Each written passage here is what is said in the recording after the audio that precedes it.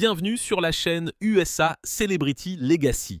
Ces derniers jours, l'Amérique a fait ses adieux à plusieurs personnalités remarquables, des icônes dont l'impact perdurera pendant des générations. Dans l'épisode d'aujourd'hui, nous honorons leur vie, leurs réalisations et l'héritage qu'ils laissent derrière eux. Si l'une de leurs histoires vous a touché le cœur, veuillez laisser un j'aime pour aider à maintenir leur mémoire en vie.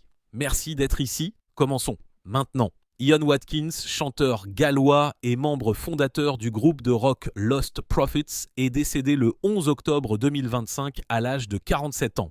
Né à Merthyr Tydfil, au pays de Galles, le 30 juillet 1977, Watkins s'est fait connaître en tant que chanteur principal énergique et charismatique de Lost Prophets. Le groupe est devenu l'un des principaux groupes de rock britannique du début des années 2000, connu pour son mélange d'accroches mélodiques et de riffs lourds. Des albums comme Start Something et Liberation Transmission ont connu un succès commercial, portés par des hymnes tels que Last Train Home et Rooftops, des chansons qui ont défini une génération de jeunes fans. Cependant, sa carrière célébrée s'est effondrée après sa condamnation en 2013 pour des accusations criminelles graves. L'affaire a envoyé des ondes de choc à travers l'industrie musicale et a conduit à la séparation immédiate de Lost Prophets. Watkins a passé le reste de sa vie en prison, loin des regards du public, tandis que ses anciens camarades d'Ojuko, ses anciens camarades de groupe, cherchaient à reconstruire leur vie à travers de nouveaux projets. Autrefois loué pour son talent vocal et sa présence sur scène, Watkins est devenu l'un des contes édifiants les plus tragiques du rock, sa chute servant de rappel que le succès peut disparaître lorsque les limites morales sont franchies. La mort d'Ian Watkins clôt un chapitre troubled dans le rock britannique, une histoire de talent souillé par des actes impardonnables. Commentez 47 ou écrivez RIP Ian Watkins pour réfléchir sur une vie de brillance et d'effondrement. Diane Keaton, l'actrice, réalisatrice et scénariste oscarisée dont la chaleur, l'esprit et l'authenticité ont contribué à remodeler le cinéma américain, est décédée à l'âge de 69 ans. Elle est décédée paisiblement le 11 octobre 2025 à son domicile de Los Angeles, entourée de sa famille. Son publiciste a confirmé son décès. Pendant plus de 6 décennies, Madame Keaton a été l'une des voix les plus distinctives et les plus durables d'Hollywood. Elle a acquis une renommée internationale avec Annie Hall, 1977, remportant l'Oscar de la meilleure actrice pour son interprétation du personnage principal, une femme libre et attachante. Ce rôle a non seulement redéfini la romance moderne à l'écran, mais l'a également établie comme une icône de la mode et de la culture grâce à son style androgyne intemporel et à son charme terre-à-terre. Née Diane Hall à Los Angeles en 1946, elle a commencé à jouer sur scène avant de passer au cinéma. Ses premières collaborations avec Woody Allen, notamment Play It Again, Sam, 1972, ont marqué sa révélation. Son rôle de Kay Adams dans Le Parrain, 1972, et Le Parrain, deuxième partie, 1974, a mis en valeur ses prouesses dramatiques. Elle a ensuite repris ce rôle dans Le Parrain, troisième partie, 1990. Tout au long de sa carrière, elle a reçu 3 autres nominations aux Oscars pour Reds, 1941, Marvin's Room, 1996, et Tout peut arriver, 2003, cimentant ainsi sa place parmi les actrices les plus polyvalentes de sa génération. Sa carrière cinématographique reflète un rare équilibre entre humour et humanité, de Baby Boom, 1967, et Le père de la mariée, 1981, Au club des ex, 1996, et Esprit de famille, 2005. Même dans ces dernières années, elle est restée active, apparaissant dans Le Book Club 2018 et Mac and Rita 2022, embrassant la vieillesse avec l'esprit et la chaleur qui ont défini le début de sa carrière. Selon des représentants de la famille, elle n'a révélé aucun problème de santé grave au cours de ces derniers mois, bien qu'elle ait été franche au sujet de ses luttes contre le cancer de la peau et la boulimie. Diagnostiquée avec un cancer de la peau à l'âge de 21 ans, Elle a fait de la protection solaire une habitude de toute une vie. Ses chapeaux caractéristiques étaient à la fois un style et une protection. Ma tante a perdu son nez à cause de ça. Mon père et mon frère l'ont perdu, c'est pourquoi je porte de la crème solaire, a-t-elle déclaré au Los Angeles Times en 2015. Après une opération pour un carcinome basocellulaire et spinocellulaire, elle est devenue une défenseur discrète de la sensibilisation. Elle y était tout aussi ouverte au sujet de sa bataille contre la boulimie qui a commencé lorsqu'on lui a demandé de perdre du poids pour un rôle à Broadway. Tout ce que je faisais, c'était satisfaire ma faim. J'étais accro, a-t-elle déclaré dans l'émission du Dr Oz en 2014. Dans ses mémoires, elle s'est décrite comme une sœur pour tous ceux qui ont affronté cette bataille, contribuant à apporter de l'empathie et de la visibilité à un problème qui est souvent caché à Hollywood. Au-delà de la célébrité, Keaton a trouvé un profond épanouissement dans la maternité. Dans sa cinquantaine, elle a adopté 2 enfants, une fille, Dexter, et un fils, Duke, les élevant en tant que mère célibataire dévouée. Elle décrivait souvent la parentalité comme la plus grande joie de sa vie, le rôle qui la maintenait les pieds sur terre. Lorsqu'on lui a demandé quel était son héritage, elle a répondu un jour « Je vis avec moi-même et je ne suis pas une icône. Chaque matin, quand je me réveille, je suis juste moi. » Cette humilité la définissait. Une femme qui voyait son art non pas comme une question de célébrité, mais comme une question de connexion, de réflexion et de vérité. Le décès de Diane Keaton marque la fin d'une époque. Mais son rire, son courage et sa sincérité restent gravés dans le cinéma américain. On se souviendra d'elle non seulement pour son talent artistique, mais aussi pour son humanité. Une femme qui a montré au monde que l'authenticité est la forme de beauté la plus durable. Souvenez-vous de sa vie. Commentez 69, son âge, ou écrivez RIP Diane Keaton ci-dessous, pour vous souvenir d'une légende dont l'humour, la grâce et le cœur ont changé Hollywood à jamais. Penelope Milford, actrice de théâtre et de cinéma vénérée, est nominée aux Oscars pour son rôle dans Le Retour à 1978, est décédée le 14 octobre 2025 à l'âge de 77 ans. Née à Saint Louis, Missouri, en 1948, la passion de Milford pour le théâtre a commencé sur scène. Ses premiers succès sur la scène off-Broadway de New York, notamment dans Long Time Coming et A Long Time Gone, ont mis en valeur une interprète d'une rare sensibilité et d'une intelligence émotionnelle qui valorisait la vérité plus que le glamour. Sa révélation est venue avec Le Retour, dans lequel elle incarnait Vi Monson face à Jane Fonda et Jon Voight. La puissance émotionnelle du film et sa performance profondément humaine ont valu à Milford une nomination aux Oscars pour la meilleure actrice dans un second rôle, la consacrant comme l'un des talents les plus prometteurs de sa génération. Elle a ensuite joué dans La Porte du Paradis, 1980, The Last War, 1980, et Take This Job and Shove It, 1981, et a fait de nombreuses apparitions à la télévision tout au long des années 1980 et 1990, notamment des rôles d'invités qui reflétaient sa grâce naturelle et sa profondeur tranquille. Après s'être éloignée des projecteurs d'Hollywood, Milford a continué à nourrir son amour pour la performance à travers le théâtre régional et le cinéma indépendant. Ceux qui la connaissaient personnellement se souviennent d'une femme chaleureuse, pleine d'humour et d'une force tranquille.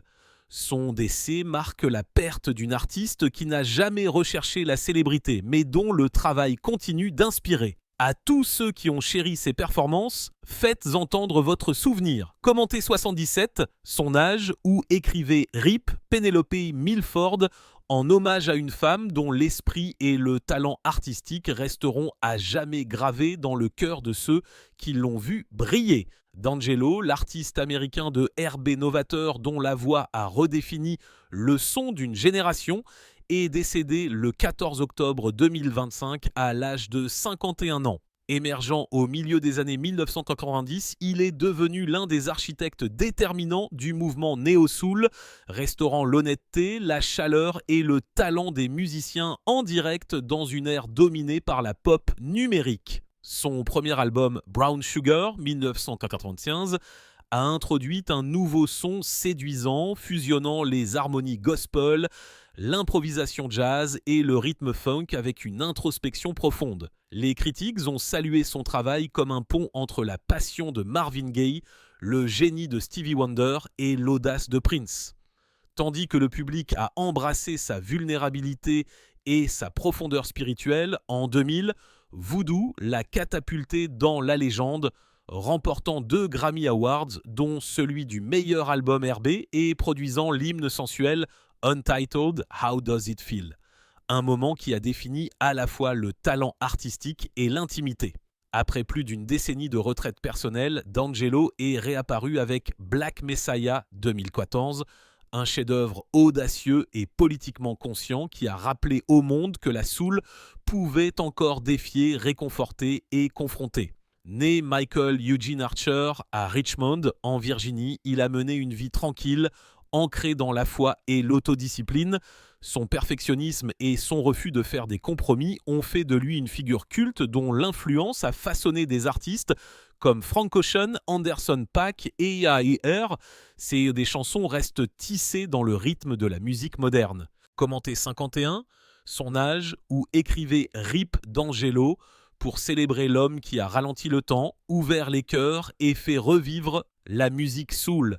Miss Major Griffin Gracie, militante américaine pionnière, auteure et organisatrice communautaire pour les droits des personnes transgenres, est décédée le 13 octobre 2025 à l'âge de 78 ans. Pendant plus de 6 décennies, elle a été une voix intrépide pour ceux qui sont trop souvent oubliés, les femmes transgenres anciennement incarcérées, les travailleuses du sexe et les personnes de couleur. Née à Chicago en 1946, Griffin Gracie a fait son coming out en tant que transgenre à la fin des années 1950, à une époque où vivre ouvertement signifiait risquer l'arrestation ou la violence.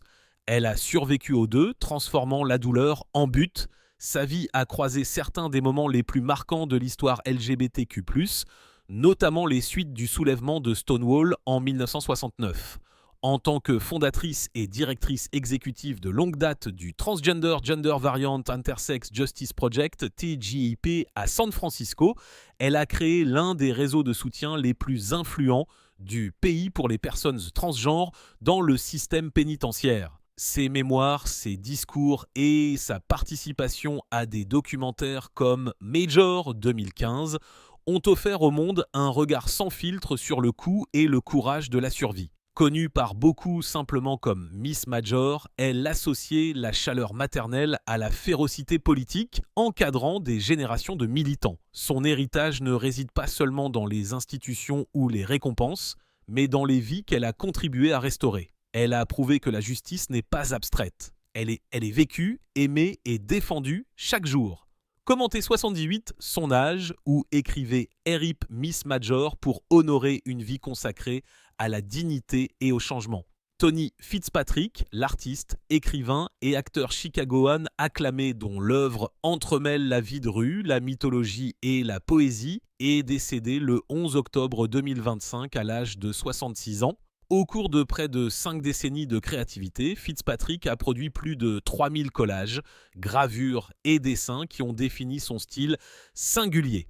Coloré, superposé et profondément humain, ses œuvres ont été exposées dans plus de 55 expositions individuelles et collectives dans le monde entier et font désormais partie des collections permanentes du Museum of Modern Art, de l'Art Institute of Chicago et du Smithsonian American Art Museum. Il a écrit 6 livres de poésie et d'essais, dont The Hard Angels et Bumtown, tous deux salués pour leur mélange d'imagination visuelle et de profondeur littéraire. Son art a été présenté sur plus de 25 albums de musique et de nombreuses couvertures de livres, ce qui a rendu son travail instantanément reconnaissable. Les œuvres de Fitzpatrick se vendaient régulièrement dans les galeries de Chicago, ce qui témoigne de son lien durable avec le public et les critiques.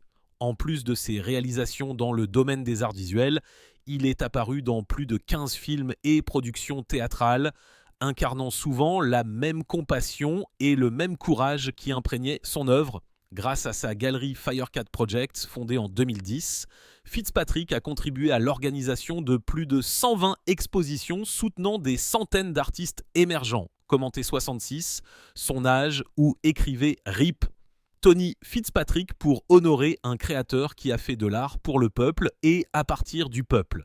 Viv Prince, batteur fondateur de The Pretty Things et figure clé de la scène british RB des années 1960, est décédé le 11 septembre 2025. Il avait 81 ans. Né en 1944, Prince est passé de la scène des groupes locaux à la notoriété nationale lorsqu'il a rejoint The Pretty Things en 1964. Son jeu de batterie a alimenté leurs 2 premiers albums, The Pretty Things et Get the Picture, des sorties qui ont donné au groupe une visibilité internationale à une époque où le rock britannique se définissait pour le monde. Son style de jeu dynamique et sa personnalité flamboyante ont aidé le groupe à se démarquer pendant ses premières années. Bien que son passage ait été court, son impact a été durable. Le comportement excentrique de Prince est devenu autant une partie de sa réputation que son jeu de batterie, ce qui a finalement conduit à son départ du groupe. Par la suite, il a continué à jouer avec d'autres musiciens et est resté en contact avec la communauté rock britannique. Une figure respectée dont la légende a grandi avec le temps. Plus tard dans sa vie, il a vécu loin des projecteurs, mais ses contributions à la musique sont restées reconnues par ceux qui appréciaient l'authenticité et l'énergie brute. Son histoire reflète la façon dont même un bref chapitre de l'histoire de la musique peut laisser une marque permanente. Prenez un moment pour reconnaître l'héritage de Viv Prince, un batteur dont l'énergie a contribué à lancer The Pretty Things sur la scène internationale. Commenté 431, son âge ou écrivait RIP Viv Prince pour garder sa mémoire vivante pour les futures générations de fans de musique. Tommy Price, batteur et compositeur respecté et pierre angulaire du rock américain, est décédé le 10 octobre 2025 à l'âge de 69 ans. Né à Brooklyn en 1956, Price a grandi entouré par le pouls brut de la scène musicale new-yorkaise. Il a commencé à jouer de la batterie enfant, inspiré par les grooves de Motown et les disques de rock britannique, et dans sa vingtaine, il était devenu l'un des jeunes talents les plus prometteurs de la ville. Ses premiers concerts dans les clubs de Manhattan ont ouvert la voie à des collaborations avec Joan Jett and the Blackhearts, Billy Idol et Scandal, où son jeu de batterie féroce et implacable a propulsé des tubes emblématiques comme I Love Rock and Roll et The Warrior. Ces chansons sont devenues des hymnes pour la jeunesse, la rébellion et la résilience, les qualités mêmes que Price incarnait derrière sa batterie. Tout au long de sa longue carrière, il est resté à la fois polyvalent et humble, contribuant à d'innombrables séances d'enregistrement en studio, tournées et enregistrements de bandes originales.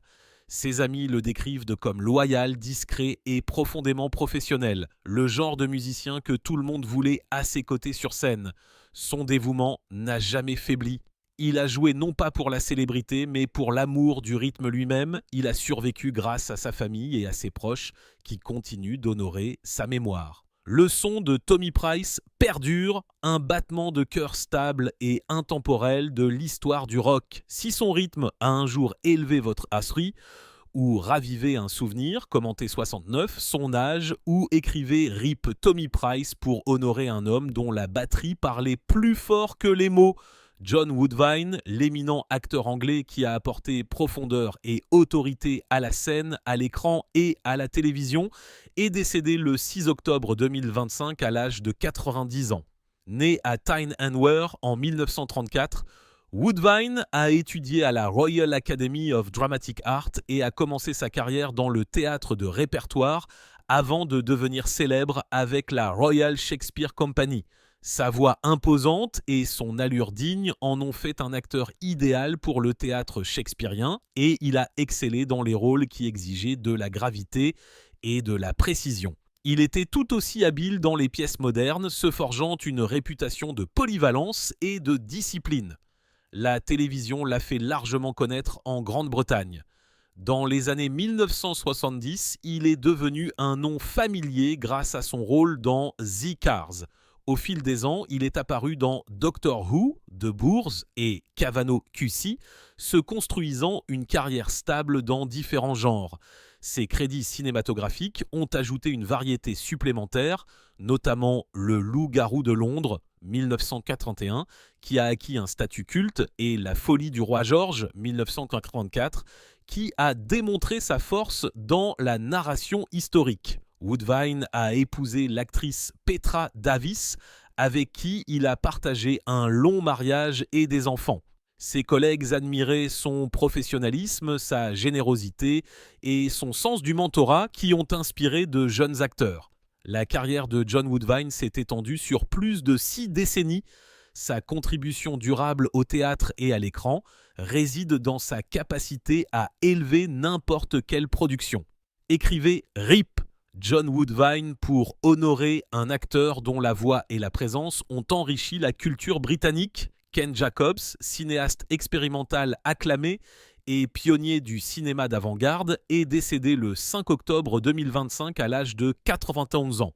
Né à Brooklyn, New York en 1934, Jacobs est devenu une figure centrale du cinéma indépendant américain, connu pour avoir repoussé les limites de la perception visuelle et de la forme cinématographique. Ses premières œuvres dans les années 1960, notamment Blonde Cobra et Star Spangled to Death, l'ont positionné comme un innovateur intrépide dans le mouvement du cinéma underground. Ces films remettent souvent en question la narration traditionnelle, mêlant des images d'archives, des illusions d'optique et des commentaires politiques dans un langage visuel distinctif. Au cours d'une carrière de plus de 6 décennies, Jacobs a enseigné le cinéma à l'université de Binghamton, encadrant des générations de jeunes artistes et cinéastes. Ses expériences avec la projection 3D et les techniques numériques, en particulier dans des œuvres comme Tom Tom de Piper's Son et The Guests, ont continué à redéfinir ce que le cinéma pouvait être. Au-delà de sa carrière, Jacobs était connu pour sa rigueur intellectuelle et sa profonde curiosité, explorant constamment la relation entre l'image, le mouvement et la vérité. Ken Jacobs laisse derrière lui une œuvre qui a remodelé le langage du cinéma, incitant le public à voir non seulement des films, mais aussi l'acte même de voir pour honorer sa mémoire. Écrivez RIP Ken Jacobs ou commentez 91, son âge, pour célébrer un visionnaire qui a changé à jamais notre façon de regarder le cinéma. Goldie Hawn n'a jamais été un simple nom à Hollywood. Elle en était le cœur, un courant vivant de lumière et de rire qui semblait traverser les générations. Elle incarnait ce rare paradoxe de joie et de tristesse entremêlés, une femme capable de transformer la douleur en humour et la fragilité en pouvoir. Lorsqu'elle est apparue dans Fleurs de cactus, ce n'était pas simplement une performance, mais une révélation. Son rôle oscarisé était une détonation silencieuse d'émotions, un moment qui montrait comment la vulnérabilité pouvait être révolutionnaire. Elle ne jouait pas un personnage, elle invitait le monde à se voir à travers la tendresse. Et plus tard, dans Soldat Benjamin et Le Club des Ex, Goldie a donné aux femmes quelque chose de plus profond que le rire. Elle leur a donné une voix, une douleur partagée et la dignité d'être vue. Sa comédie portait la vérité, son sourire, même brisé par le chagrin, rappelait au monde que la survie pouvait être lumineuse. Mais le temps, dans sa cruauté silencieuse, a atténué cette lumière. Aujourd'hui, Goldie Hawn a prononcé des mots qui ont brisé des millions de cœurs. « Je ne vois presque plus rien ». Pour la femme qui a vécu sous 1000 projecteurs, dont la vision a apporté de la joie à tant de gens, son monde s'est maintenant estompé dans l'ombre. L'ironie est insupportable que les yeux qui rayonnaient autrefois une telle vie luttent maintenant pour l'apercevoir. La femme qui illuminait des pièces entières fait maintenant face à un monde plus doux et plus sombre, où la lumière est quelque chose dont on se souvient, pas quelque chose que l'on voit. La célébrité peut s'estomper, mais son esprit, cet éclat qui rayonnait à travers chaque rire, chaque larme, reste intact. Pourtant, bien avant les applaudissements, avant le rire et l'acclamation, il y avait les ténèbres. Goldie Jane Hawn est née le 21 novembre 1945 à Washington, D.C., une ville aux façades polies et à la solitude cachée. Elle n'est pas entrée dans le monde sous les projecteurs. Elle est née dans le silence, dans la tension, dans une famille où l'amour était souvent remplacé par la performance. À l'âge de 5 ans, en 1950, l'anxiété s'était déjà tissée autour de sa petite silhouette comme un linceul invisible. La panique arrivait sans avertissement, des moments soudains de vol de souffle, dans le calme de la nuit pendant que le reste du monde dormait. Elle restait éveillée, tremblant sous les couvertures, son esprit courant plus vite que son corps ne pouvait le comprendre. Sa mère, Laura, était professeure de ballet, gracieuse, disciplinée, inflexible. Elle a sculpté la posture de Goldie mais a négligé son cœur, exigeant la perfection plutôt que la paix. Son père, Edward, un musicien doux mais absent, remplissait la maison de rythme mais laissait un vide émotionnel qui ne s'est jamais vraiment comblé. Il y avait de la beauté dans cette maison, mais peu de sécurité, de la musique sans chaleur, du mouvement sans confort. L'enfance de Goldie a été une scène avant même qu'elle n'y mette les pieds, un endroit où elle a appris à faire bonne figure tout en se défaisant silencieusement à l'intérieur. C'est là, dans cet équilibre instable entre chaos et contrôle, que sa résilience a commencé à fleurir. La petite fille qui avait autrefois peur du noir a appris à faire rire les autres pour qu'ils ne la voient pas trembler. Elle a appris que la lumière pouvait être créée, même forgée, à partir de la douleur. Ses premières terreurs sont devenues ses premiers professeurs, façonnant une interprète qui pouvait faire croire le monde à l'espoir parce qu'elle l'avait autrefois si désespérément recherché. Le rire de Goldie n'a jamais été creux, il a été durement gagné.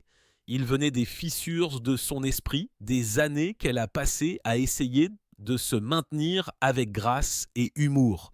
Et c'est peut-être pourquoi sa lumière a duré si longtemps. Parce qu'elle est née non pas de la facilité, mais de l'endurance. Même dans le flou d'une vision défaillante, elle perçoit quelque chose de plus clair que la célébrité, la vérité que la joie n'est pas ce que la vie vous donne, mais ce que vous faites de la douleur qu'elle laisse derrière elle. Ses yeux peuvent s'éteindre, mais sa lumière, cette rare lumière dorée, brûle toujours dans chaque cœur qu'elle a fait sourire autrefois. À 10 ans, en 1955, alors que les autres enfants couraient pieds nus, dans les champs et poursuivait le rire sous le ciel d'été, Goldie Hawn était hantée par une pensée trop lourde pour qu'un enfant la porte, celle de ne jamais grandir. « Je pensais que je ne vivrais pas longtemps », a-t-elle confié des décennies plus tard dans une interview en 2012. « J'avais l'habitude de penser à la mort tout le temps. Ce n'étaient pas des peurs d'enfance passagères, elles étaient constantes, précises et impitoyables, résonnant à travers ces journées comme un rythme de tambour invisible. » Alors que les autres rêvaient d'avenir, elle mesurait le temps par la survie, se demandant si elle allait passer une autre nuit. Son refuge est devenu le mouvement, le rythme du ballet. Pour le monde, cela ressemblait à de la grâce, pour elle, c'était du contrôle, la seule façon d'apaiser la panique qui lui étreignait la poitrine. La barre et le miroir sont devenus son sanctuaire et sa prison, un endroit où elle a appris à enfouir la peur sous la forme. Chaque pas était un plaidoyer pour la sécurité, chaque arabesque parfaite un cri silencieux pour l'amour qui n'est jamais venu. Sa mère Laura régnait sur le studio avec une volonté de faire, exigeant la prestance et la perfection. Il y avait de la beauté partout, mais elle était froide, mécanique, conditionnelle. Les erreurs n'étaient pas accueillies avec patience, mais avec un silence qui piquait plus que les reproches. Son enfance n'était pas une tapisserie de chaleur, mais d'endurance silencieuse, tissée de rubans et de répression.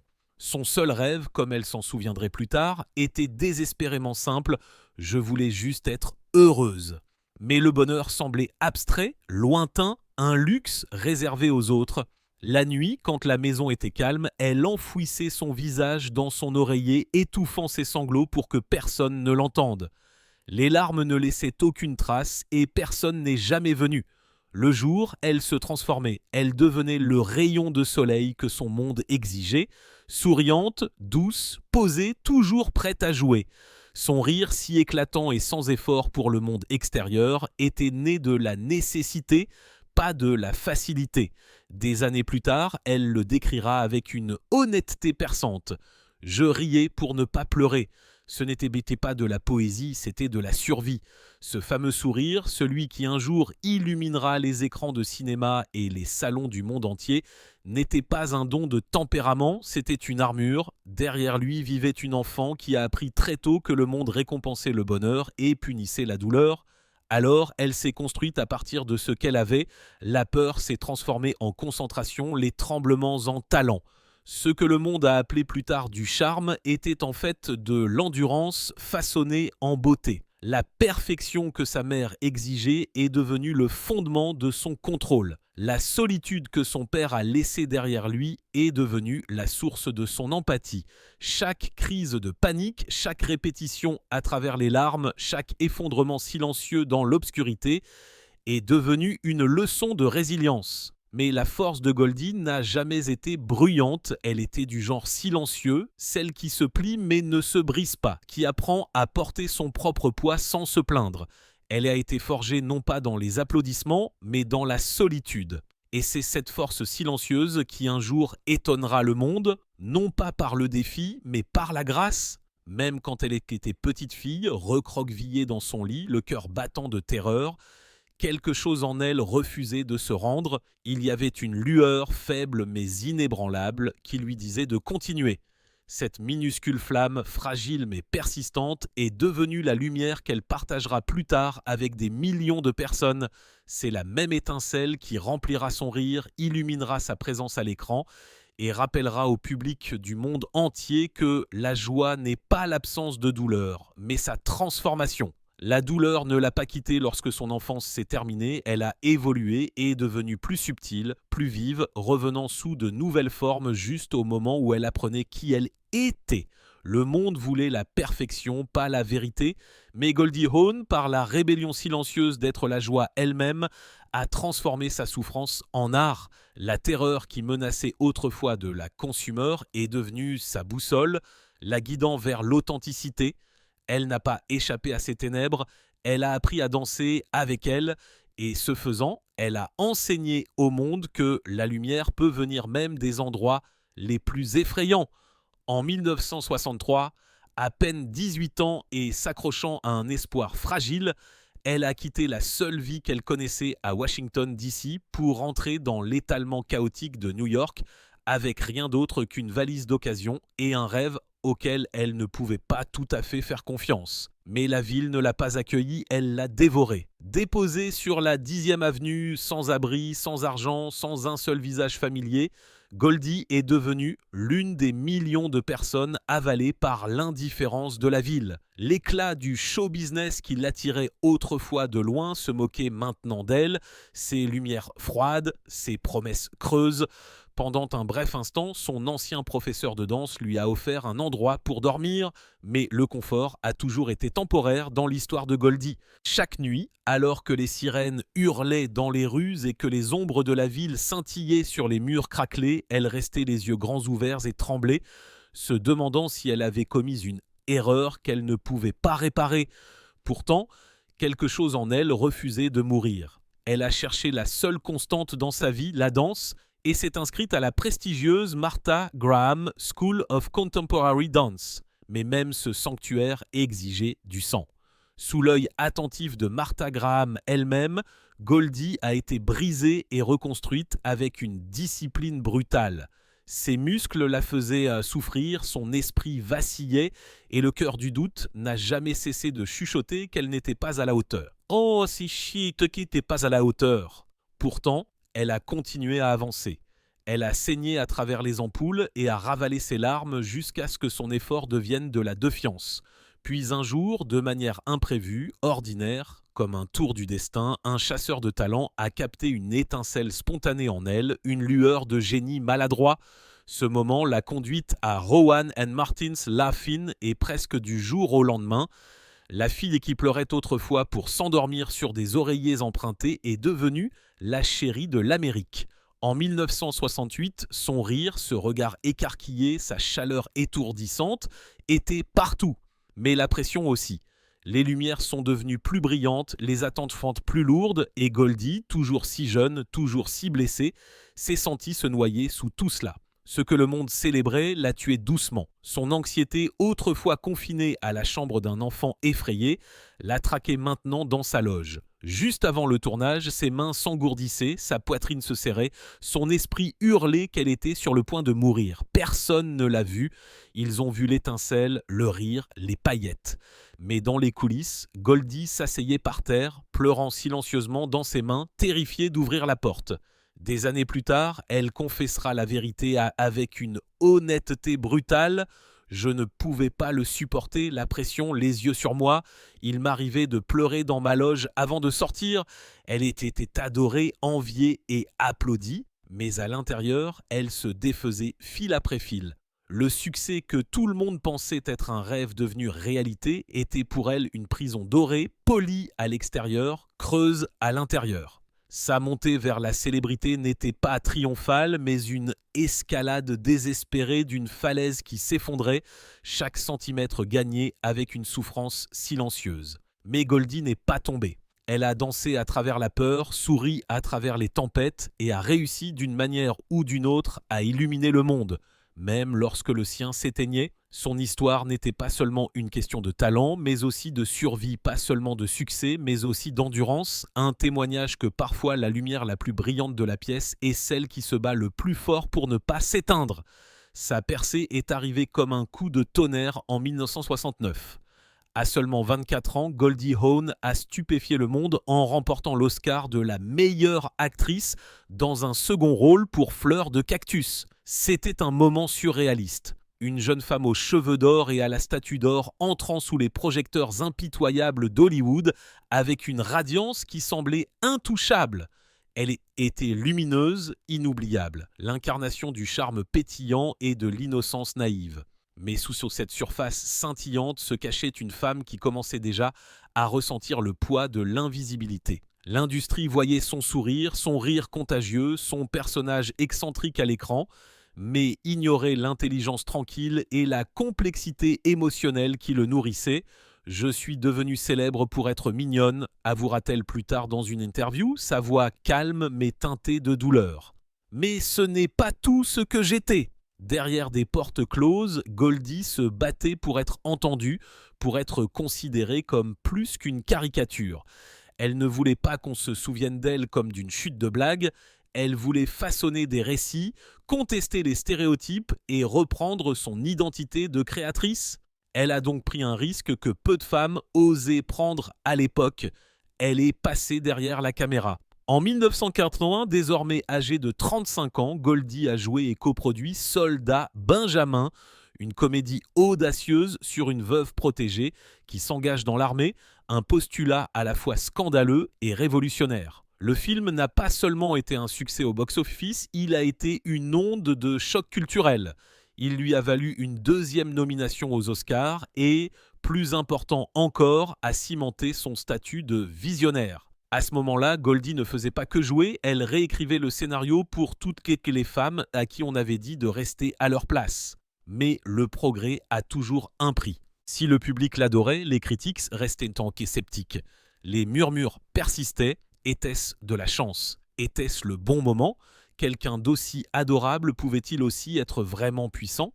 Un critique a même qualifié son succès précoce d'éclat plutôt que de substance. Une réplique qui l'a hanté plus qu'elle ne le laissait paraître. Tout au long des années 1980 et 1990, Goldie s'est battue avec performance après performance dans Un couple à la mer, Le club des ex, La mort vous va si bien, des films qui brillaient d'humour mais coupaient avec la vérité. Dans chaque rôle, elle a donné vie aux femmes, non pas comme des chutes de blagues, mais comme des personnes luttant contre la trahison, la solitude et la peur silencieuse de vieillir dans un monde qui ne valorise que la jeunesse. Ce n'étaient pas seulement des personnages, mais des reflets d'elle-même, des fragments d'une vérité plus profonde et plus vulnérable que Goldie portait en elle depuis des années. Pourtant, à chaque succès, la guerre silencieuse faisait rage. L'amour d'Hollywood était conditionnel. Alors qu'elle dépassait les 40 ans, puis les 50 ans, elle a vu des rôles disparaître sous ses yeux.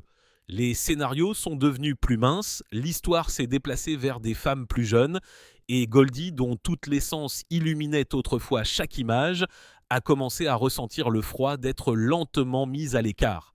Elle a dit un jour avec une honnêteté obsédante: « À Hollywood, une fois que vous avez 40 ans, ils pensent que votre carrière est terminée. » La vérité de cette déclaration a coupé profond non seulement pour elle, mais pour toutes les femmes qui se sont senties rejetées par le temps. Mais elle ne s'est pas effacée, pas Goldie. Derrière le glamour, elle se battait toujours non seulement pour des rôles, mais aussi pour sa propre paix mentale. L'anxiété qui l'avait saisi pour la première fois enfant ne l'a jamais complètement quitté. La célébrité ne l'a pas apaisée, elle l'a amplifiée. Il y a eu des nuits où elle est restée figée devant un miroir, le mascara strié de larmes, se murmurant juste de respirer. Il y a eu des matins où elle s'est demandé si le personnage que le monde adorait n'était pas en train d'engloutir la femme qui se cachait en dessous. Dans des interviews ultérieures, elle a révélé « Il m'arrivait de pleurer dans ma loge avant de sortir ». Le monde voyait la confiance et le charme, mais peu comprenait le prix à payer. Et pourtant, elle a continué, elle a élargi son sourire, aiguisé ses performances et s'est taillé un espace que personne ne pouvait lui prendre. Son héritage ne repose pas seulement sur des prix, il est forgé dans la défiance. Goldie Hawn n'a pas seulement survécu à Hollywood, elle a exposé ses fissures, réécrit ses règles et redéfini ce que signifie vieillir, créer et persister. Son plus grand triomphe n'a pas été la célébrité, mais la paternité, l'acte silencieux et inflexible d'oser écrire sa propre histoire dans une industrie déterminée à l'écrire pour elle. Au sommet de sa gloire, lorsque son sourire radieux ornait chaque couverture de magazine et que son rire résonnait dans les salles de cinéma à travers les continents, Goldie Hawn endurait silencieusement un cauchemar privé que peu pouvaient imaginer. Alors que le monde célébrait son charme et son génie comique, derrière les rideaux, derrière les tapis rouges et les interviews éblouissantes, se cachait une jeune femme qui cherchait à reprendre son souffle sous un projecteur devenu beaucoup trop brillant. En 1966, à seulement 21 ans, Goldie a commencé à souffrir de crises de panique paralysantes, des vagues de terreur pure si accablantes qu'elle les décrira plus tard comme s'étouffant dans une pièce pleine d'air. Son cœur s'emballait sans avertissement, sa poitrine se serrait et la peur inondait son corps comme un cri silencieux. Parfois, cela frappait sur le plateau, d'autres fois, cela l'attaquait à l'improviste dans le calme de sa chambre d'hôtel. Peu importe l'endroit, c'était toujours là, implacable, impitoyable et invisible pour tous, sauf elle. Le monde voyait une source de joie, mais à l'intérieur, Goldie se décomposait lentement. « Je n'étais pas prête pour la célébrité, je voulais juste être heureuse », a-t-elle avoué plus tard, sa voix tremblant de souvenir. Mais ce simple souhait ressemblait à un rêve inaccessible. Désespérée de trouver la stabilité, Goldie s'est tournée vers la thérapie, non pas comme une expérience, mais comme une bouée de sauvetage. Cela a marqué le début d'une excavation émotionnelle de 8 ans qui l'a mise à nu et a exigé chaque once de courage qui lui restait. Il n'y avait rien de glamour à cela, c'était un travail brutal et intime, des larmes versées en silence, des vérités prononcées à travers des sanglots et de vieilles blessures rouvertes pour qu'elle puisse enfin guérir. Et malgré tout, elle a continué à avancer. Le yoga, le travail respiratoire et la méditation sont devenus son armure, non pas des tendances, mais des outils de survie. Ses journaux n'étaient pas remplis de rêves nourris par la célébrité, mais d'endurance tranquille, des pages trempées de tristesse, de gratitude et de l'espoir obstiné que demain pourrait être un peu plus léger. Ces rituels ne visaient pas l'équilibre, mais la survie. Dans ces pages, Goldie a trouvé le seul endroit où elle pouvait s'effondrer sans avoir besoin de jouer. Elle se reconstruisait de l'intérieur, morceau par morceau, fragile. Pourtant, le monde restait inconscient. Pendant le tournage de certains de ses plus grands succès au box-office, alors que des millions de personnes riaient et acclamaient, Goldie pleurait derrière des portes closes. Dans un profil de 1992, elle a révélé la dualité obsédante de son existence. Je me souviens avoir terminé un tournage, être retourné dans ma chambre d'hôtel, m'être recroquevillé en boule et avoir sangloté pendant des heures. Il ne s'agissait pas de pression, mais de désespoir existentiel et dévorant. En 1970, quelques mois seulement après avoir remporté son Oscar pour Fleur de cactus, elle a subi l'une des pires dépressions de sa vie. Ce qui aurait dû être un moment de triomphe ressemblait à un poids écrasant. Le monde lui a remis sa plus haute distinction, mais à l'intérieur, elle se sentait vide, perdue. Les gens pensaient que j'avais tout, a-t-elle admis, mais j'avais l'impression de n'avoir plus rien à l'intérieur. Ce paradoxe, être idolâtré tout en s'effondrant intérieurement, était l'ironie la plus cruelle de toutes. Alors que le public acclamait leur fille dorée, Goldie criait en silence. La femme qui donnait de la joie à des millions de personnes se noyait dans la tristesse. Mais dans l'obscurité, elle s'est battue, non pas avec de grands gestes, mais avec une bravoure silencieuse et implacable. Elle s'est frayé un chemin, non pas pour les caméras, mais pour elle-même, respiration après respiration, page après page, affirmation murmurée après affirmation murmurée. Sa guérison n'était pas un scénario hollywoodien, c'était une résurrection brute et sacrée. Elle n'a pas seulement survécu, elle s'est transformée. Ce dont elle a émergé n'était pas seulement une carrière, mais la paix, une victoire non pas marquée par les applaudissements, mais par la grâce. Le véritable héritage de Goldie n'est pas seulement le rire ou la célébrité, mais la résilience, le courage de faire face à une douleur insupportable en silence et de choisir quand même de se relever. Ce n'est pas seulement de la force, c'est de la transcendance. Avant son amour durable avec Kurt Russell, Goldie Hawn a vécu 2 mariages douloureux qui ne se sont pas seulement terminés par un chagrin d'amour, mais qui ont laissé de profondes cicatrices sur son âme et ont jeté de longues ombres sur la vie de ses enfants. Au-delà de ses unions légales, elle a également surmonté un certain nombre d'implications amoureuses, certaines fugaces, d'autres pleines d'espoir, toutes façonnant sa compréhension de l'amour, de la perte et de ce que signifiait s'accrocher à elle-même dans le processus. En 1969, à seulement 24 ans, elle a épousé le danseur et réalisateur Gus Triconis. Cela a commencé discrètement, presque poétiquement, comme une union bohème entre 2 artistes, libres d'esprit et discrets. Mais alors que la carrière de Goldie montait en flèche, les fissures dessous la surface ont commencé à s'élargir. Gus, incapable de faire face à son ascension fulgurante, est devenu de plus en plus distant et rancunier. Il n'a pas pu le supporter, a déclaré plus tard Goldie avec une honnêteté inébranlable. « Mon succès est devenu le coin silencieux entre nous. » Il n'y a pas eu de scandale du République, pas de dispute capturée dans les tabloïds, juste le lent et silencieux dénouement de 2 personnes qui rêvaient autrefois à l'unisson. Pendant près de 7 ans, Goldie a vécu dans l'érosion émotionnelle d'un amour qui n'a pas pu résister à l'éclat de son ascension. En 1976, émotivement usés et discrètement résignés, ils ont finalisé leur divorce, non pas avec des gros titres spectaculaires, mais avec un abandon à bout de souffle. Aucune caméra n'a tourné sur la scène, mais pour Goldie, c'était une fin profondément personnelle à quelque chose autrefois sacré. Le poids de cet échec a persisté comme de la fumée après un incendie, un écho contusif dans sa poitrine qui refusait de s'estomper. Mais le destin a agi rapidement et sans pitié. Sur un vol hivernal fin 1975, juste au moment où elle fermait légalement la porte à son premier mariage, Goldie a rencontré le musicien Bill Hudson. Il y a eu de l'électricité dans ce premier regard, une attraction qui semblait cosmiquement programmée. En quelques semaines, ils étaient inséparables. Au réveillon du Nouvel An, ils étaient nouveaux fiancés et en juillet 1976, à peine quelques mois après son divorce, Goldie, 31 ans, a épousé Bill, les yeux brillants d'espoir, le cœur grand ouvert, croyant qu'elle avait enfin trouvé le partenaire qui la chérirait pour tout ce qu'elle était. Leur fils Oliver est né en septembre de la même année et leur fille Kate a suivi en avril 1969. Les couvertures de magazines ont capturé leur sourire comme la famille parfaite, la chérie de l'Amérique, un mari dévoué, 2 beaux enfants. Mais à l'intérieur de ce cadre parfait, l'histoire a commencé à résonner avec son ancien air. Alors que la renommée de Goldie s'élevait toujours plus haut, l'amertume de Bill a commencé à croître. L'admiration qui les avait autrefois réunis s'est transformée en ressentiment.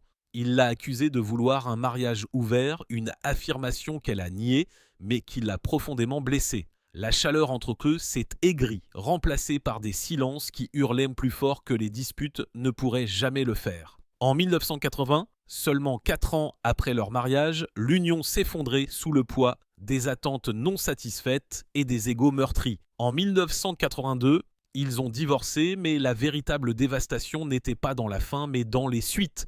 Bill Hudson est passé à autre chose rapidement, s'est remarié et a fondé une nouvelle famille, mais ce faisant, il s'est éloigné d'Oliver et de Kate.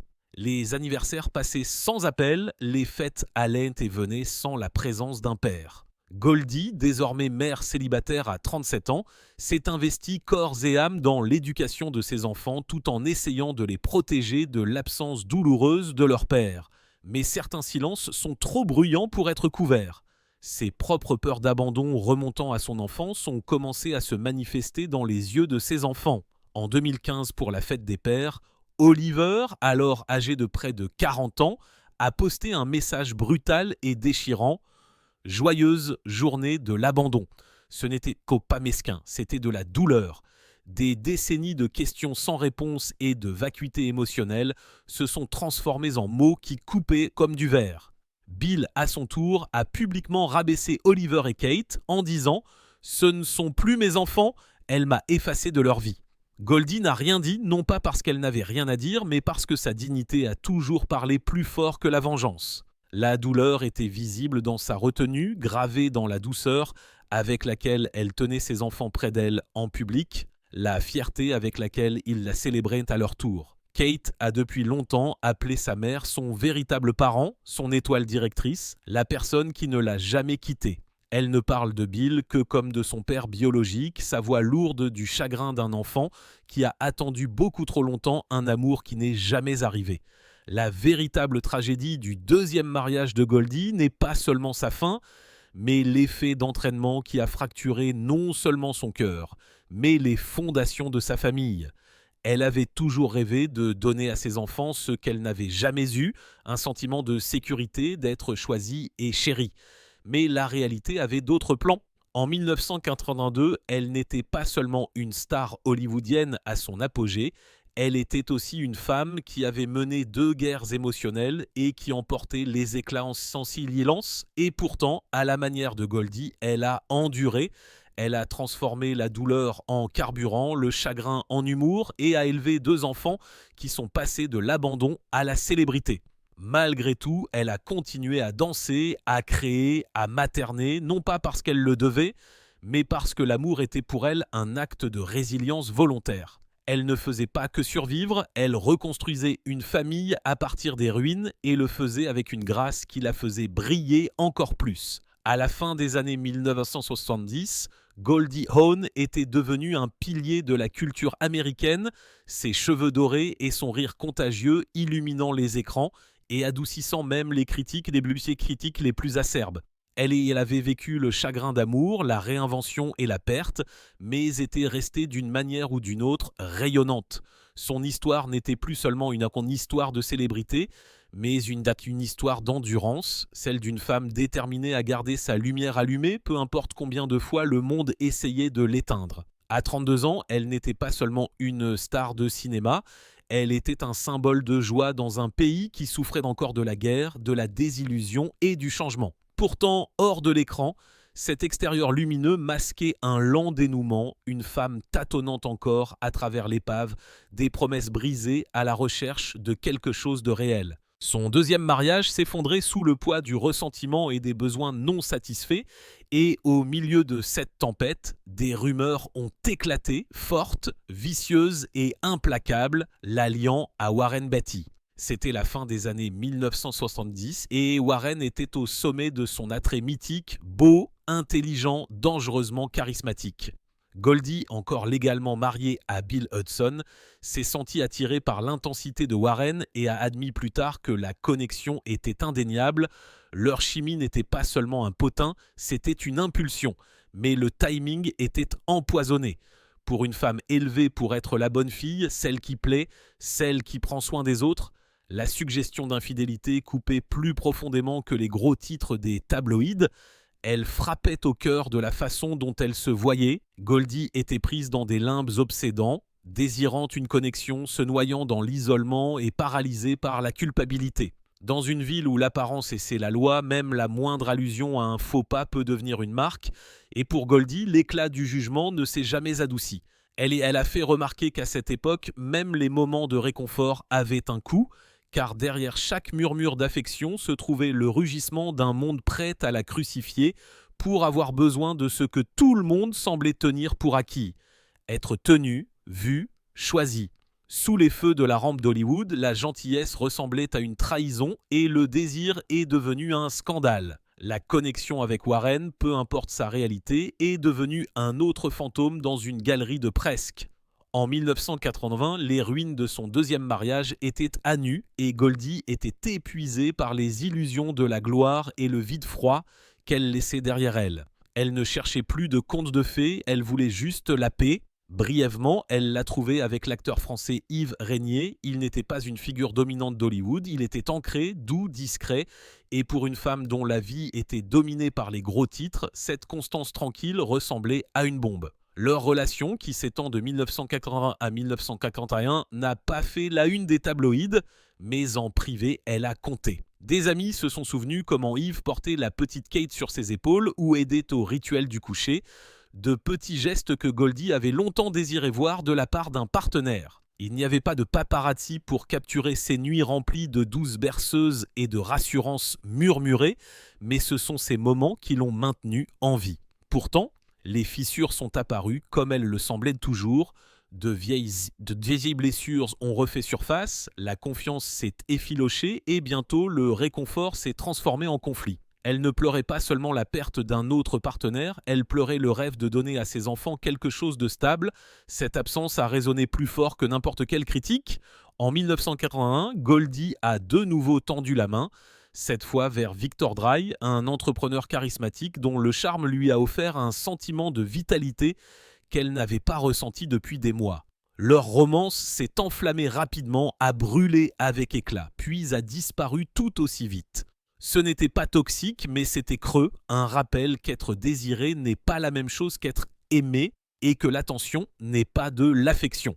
Elle a laissé entendre plus tard que ces brèves flammes ne concernaient pas toujours l'amour, mais la survie, qu'il s'agissait de se rappeler qu'elle était encore visible, encore touchable, encore une femme, pas seulement une marque. Puis vint 1982 et avec lui Burt Reynolds.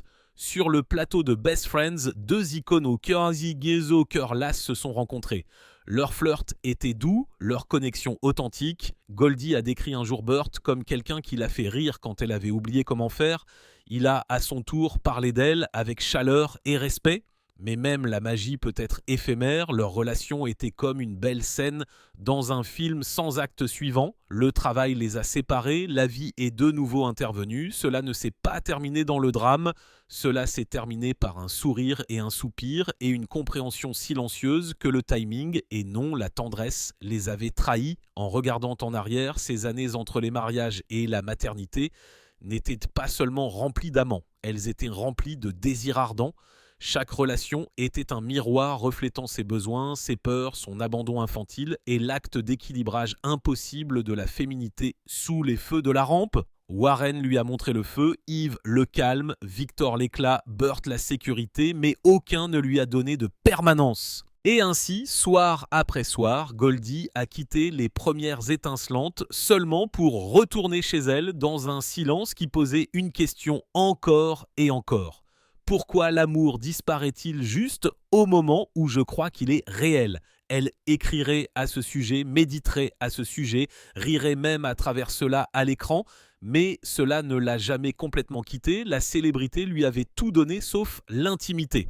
Et pourtant, malgré tout le chagrin d'amour, elle ne s'est pas endurcie, elle n'est pas devenue cynique, elle croyait en l'amour, non pas comme un conte de fées, mais comme une force qui vaut la peine d'être poursuivie, qui vaut la peine d'être pleurée, qui vaut la peine d'être attendue. Ces chagrins d'amour n'étaient pas seulement des romances ratées, c'était des professeurs, et Goldie, même à travers les larmes, a continué à apprendre, car quelque part dans cette douleur, il y avait une préparation, une mise en forme silencieuse du cœur qui saurait enfin comment reconnaître l'amour qu'elle méritait quand il arriverait enfin. À la fin de 1982, à 37 ans, Goldie Hawn avait enduré plus que la plupart des âmes ne pouvaient en supporter. 2 mariages réduits en poussière, une série de romances qui s'étaient enflammées et avaient disparu comme des étincelles dans l'obscurité, et les feux implacables d'un public qui jugeait chacun de ses pas. Elle aurait pu devenir amère, enfermant son cœur derrière des murs de fer, ne laissant plus jamais personne s'approcher, et pourtant, elle ne l'a pas fait. Quelque part au fond d'elle, elle s'est accrochée à une croyance fragile mais incassable en l'amour, pas l'illusion scintillante des tapis rouges ou l'éclat creux des couvertures de magazines, mais le genre d'amour qui persiste à la table du petit déjeuner, qui survit au long silence, qui ne demande rien de plus que la présence. C'est cette foi obstinée et tranquille contre vents et marées qui est devenue sa bouée de sauvetage, son salut, le fil invisible qui l'a tiré vers l'avant lorsque le désespoir menaçait de l'engloutir entière, et c'est cette foi qui, étonnamment, la conduirait au plus grand chapitre de sa vie. En 1983, le destin est revenu avec une grâce inattendue. Sur le plateau de Swing Shift, Goldie a de nouveau croisé le chemin de Kurt Russell, un homme qu'elle avait rencontré furtivement pour la première fois en 1968, alors qu'elle était une rêveuse de 23 ans trouvant à peine ses marques. 15 ans plus tard, le moment était heureusement bien choisi, Kurt était enjoué, ancré, sans prétention.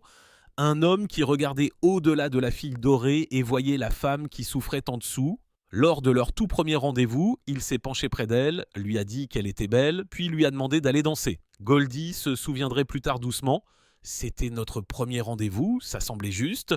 Après des années d'histoires d'amour qui brûlaient comme des feux de forêt, éblouissantes, chaotiques, destructrices, cela se sentait tout à fait différent. Ce n'était pas le frisson aveuglant de la foudre, c'était la chaleur constante d'un port. Après des décennies perdues en mer, pour la première fois, elle a ressenti la paix d'être avec quelqu'un qui n'exigeait pas la perfection, qui ne demandait rien d'autre que sa présence. Choisissant de ne pas se marier, Goldie a expliqué « Un certificat de mariage ne garantit pas l'amour ». Ensemble, ils ont créé quelque chose de plus rare qu'un conte de fées hollywoodien, un dévouement construit non pas sur le spectacle, mais sur la constance. En 1986, lorsque leur fils Wyatt est né, son monde a de nouveau changé. Cette fois, les fondations ont tenu, les fissures ne sont pas apparues, la famille ne s'est pas effondrée. Au lieu de cela, elle a prospéré. Mais l'amour de Kurt s'est étendu au-delà de Goldie. Il s'est infiltré dans les espaces brisés de sa famille et les a recousus avec tendresse. Oliver et Kate, encore meurtris par l'abandon de Bill Hudson, ont soudain eu un père qui s'est présenté, qui est resté, qui a ri avec eux, qui les a bordés la nuit. Kate, des années plus tard, le capturerait en 6 mots lumineux. Kurt est le père qui s'est présenté. Ces mots portaient des décennies de douleur et de guérison. Pour Goldie, ce n'était rien de moins qu'un miracle, non seulement un partenaire pour elle-même, mais un homme qui a embrassé ses enfants comme s'ils étaient sa propre chair. La vie avec Kurt n'a jamais été une question de premières ou de flash. Il s'agissait des joies ordinaires qu'elle avait désirées depuis son enfance, des bottes de ski boueuses séchant près du feu, des rires résonnant dans les cuisines, des soirées tranquilles où aucune caméra ne s'immisçait. À l'écran, leur chimie et leur excès ont ébloui le public. Hors de l'écran, leur véritable histoire a été écrite dans des gestes quotidiens. Kurt apprenant à Wyatt à lancer une balle, acclamant les premières réalisations d'Oliver, répétant des lignes avec Kate alors qu'elle poursuivait ses propres rêves. Pendant plus de 4 décennies, ils ont tranquillement défié le cynisme d'Hollywood, ils ont enduré les rumeurs, célébré les étapes importantes et surmonter les pertes et prouver jour après jour que le dévouement ne nécessite pas de bague. Goldie a plus tard distillé leur vérité en une phrase « Rester ensemble, c'est ne pas s'en aller ». Pour une femme hantée depuis son enfance par l'abandon, par un père qui était distant, par des maris qui sont partis, par des amants qui ont disparu, ces mots étaient tout. Kurt avait fait ce que personne d'autre n'avait jamais fait. Il est resté, et en restant, il a réécrit non seulement son histoire, mais celle de ses enfants. La guérison s'est propagée vers l'extérieur. Goldie avait craint qu'Oliver, Kate et Wyatt n'héritent des mêmes blessures d'absence qu'il avait marquées enfant. Au lieu de cela, sous la présence constante de Kurt, elle les a vus grandir forts, résilients, ancrés. Wyatt parle souvent avec fierté d'une maison où le rire et la stabilité allaient de pair.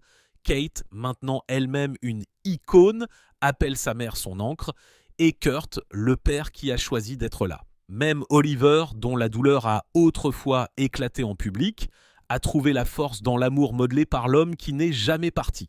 En regardant Goldie aujourd'hui, à 80 ans, on ne voit pas seulement une star hollywoodienne, On voit le triomphe ultime d'une femme qui a transformé la trahison, le scandale et le chagrin d'amour en un sanctuaire d'amour.